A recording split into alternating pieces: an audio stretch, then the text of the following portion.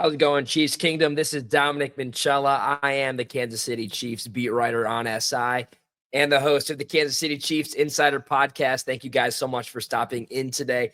I greatly do appreciate it. As we know now that mini camp has officially gotten underway, going forward for the remainder of the offseason, I wanted to touch on and give three reminders of three undrafted free agents who have a strong chance to crack the roster for the Kansas City Chiefs, the pro roster.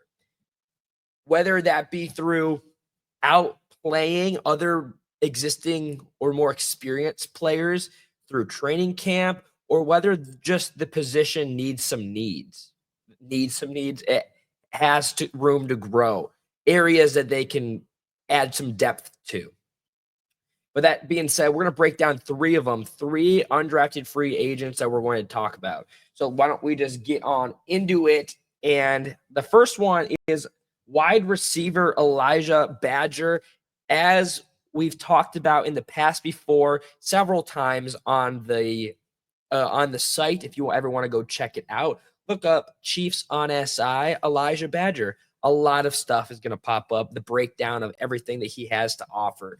But just in some quick tidbits here, he was a projected 6th-round pick, meaning that the Chiefs are likely to get a bigger, more production out of him. He's got a bigger expectation than of a guy who is an undrafted free agent, knowing that a NFL analyst, scouting analyst, felt like he should have been an option to go within the 6th round. So that being said, it's really great that he's in Kansas City because he's going to join an explosive wide receiving room. They've already talked about this so many times this offseason that the Chiefs need to be explosive again in throwing the deep passes, more accuracy, Patrick Mahomes trusting his receivers, the speed, better route running. And I think that Elijah Badger has all the tools, the speed, the power to do that. From Florida. So that's even better. Through 12 games, he had 806 receiving yards and 39 receptions. He had a 4.43 40-yard dash. It's pretty fast. We have learned that the Kansas City Chiefs love speed, and who doesn't? It has been an asset for them several years, and a guy in a room where you want to have an explosive wide receiving room, adding a guy who has a very fast 40-yard dash is perfect for the scheme. Some things that were needed to be mentioned thus far into the offseason is the fact that Elijah Badger, he does have that natural God-given talent to play football. But since he fell out of the draft process, there are some questions to where he has to develop in that area.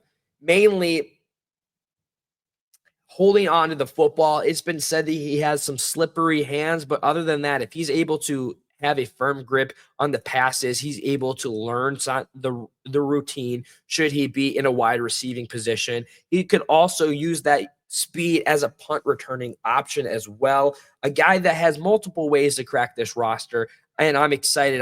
I am hoping that Elijah Badger finds his way onto the Chiefs roster. Secondly, it's taken to the offense once again, and that's going to be Jake Brenningstool, tight end out of Clemson.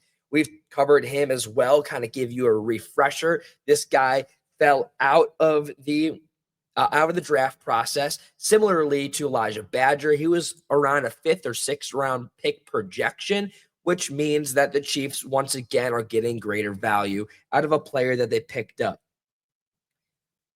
Over the last 2 seasons, he's had 99 receptions, just over 1,000 receiving yards. He scored 12 touchdowns. He has been a consistent guy. He said earlier this offseason when interviewed that he's excited to be playing in Kansas City. He wants to learn from the likes of Travis Kelce, Noah Gray, anybody else that's going to give him a tidbit of information. While he wants to become his own player, as I commend him for, you don't want to just live in someone's shadow by doing everything that they do. While some are successful, and it's nice to pick up those trends. Jake Brenningstool is a good football player. He's going to be very moldable, and I think that in a position where the Chiefs are in right now, with the unlikelihood of what Travis Kelce is going to do for the foreseeable future, while this could be the last ride, that it is the final year of his contract, bringing in an extra tight end and in Jake Brenningstool is a great addition to the roster. While it might be difficult for him to crack it, I do expect that there will kind of be a delay in Jared Wiley's progression. Not to say that he's going to not make the roster. Jared Wiley, obviously, he got injured last season. He's dealing with that. I just want me and myself, there's been no intel. I have a feeling that it's better to make sure that he's fully healed, run with the two-man tight end group, and have Jake Brenningstool as a backup. I think that would be really cool. But obviously, I'm not the general manager, head coach, or in charge at all. And that's why they get paid the big bucks. But I believe that Jake Brenningstool is a guy to keep an eye on, and the fact that he has a chance of making the roster. And thirdly, linebacker Brandon George, out of Pittsburgh, another guy who's projected to get taken. He was a 7th-round projection. And in a room full of linebackers, this guy has a chance to learn from one of the better linebackers in the National Football League, in Nick Bolton.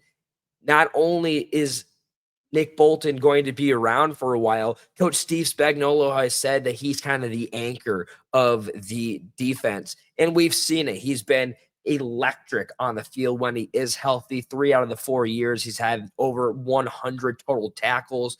He's just a pinnacle of defense. And bringing in Brandon George, a guy who's able to learn from behind a guy who's spoken about so highly, that's going to play dividends in getting this guy a chance to play on the roster. While Brandon George might have a stint on the practice squad before getting a chance, I think that there is a world where he is able to be a nice depth piece.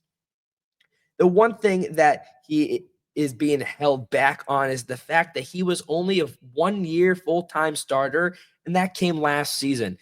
A lot of these guys, at least in the football nowadays, they like to see progression as well as possible. A guy who is coming out just a 1-year stint as a starter might not be as highly looked at as a guy who is a 3-year starter or even a 2-year starter. Not to say that Brandon George doesn't have the cuts. He wouldn't have gotten picked up by Kansas City if they did not believe in him.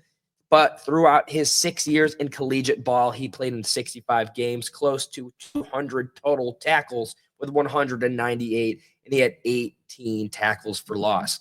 I think that bringing in an extra defensive guy, especially in the linebacker room with the likes of Nick Bolton, Leo Chenal, Drew Tranquill, there are guys that he can learn from. And if he's able to show himself for the remainder of minicamp as well as down the line in training camp, it would be exciting to see some new faces in Kansas City. Obviously, the Chiefs have a young squad that have found success.